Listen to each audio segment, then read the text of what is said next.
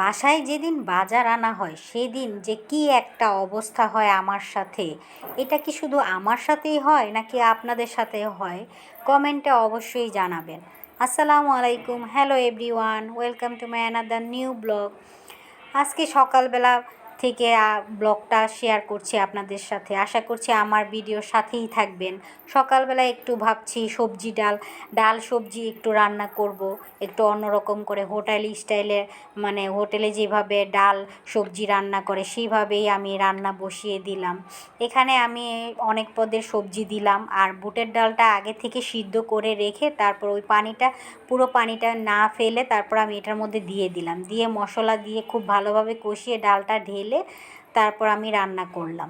এই দিকে আমি রুটিগুলা বানিয়ে নিচ্ছি, যেহেতু রুটি পরোটা সবাই খায় না, কয়েকটা রুটি বানাতে হয়। আমার শ্বশুর আছে, শ্বশুর আব্বা রুটি খায়, তো ওনার জন্য আমিও রুটি খাই, আমার আবার পরোটা ভালো লাগে না।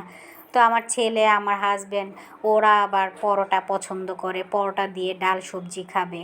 তো এখানে আমি কয়েকটা পরোটা বানাবো আর কয়েকটা রুটি বানাবো। রুটিগুলো আগে থেকে সেঁকে একটা কাপড়ে আমি সুন্দরভাবে রেখে দিই যাতে গরম থাকে, রুটিটাও নরম থাকে, ভালো লাগে খেতে। তো এখানে আমি পরোটাগুলোও ভেজে নিলাম। ভেজে নিয়ে তারপর মানে আজকে আবার বাজার নাই, মাছ নাই, কোনো কিছুই নাই, বাজার করতে হবে।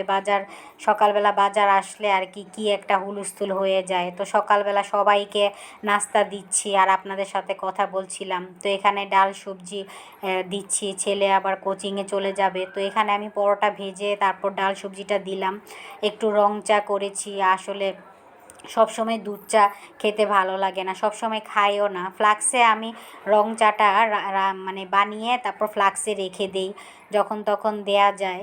তো এখানে আমি রুটিগুলা দেখুন আমি একটা কাপড়ে খুব ভালোভাবে রেখে দিলাম বাকি সব রুটিগুলা।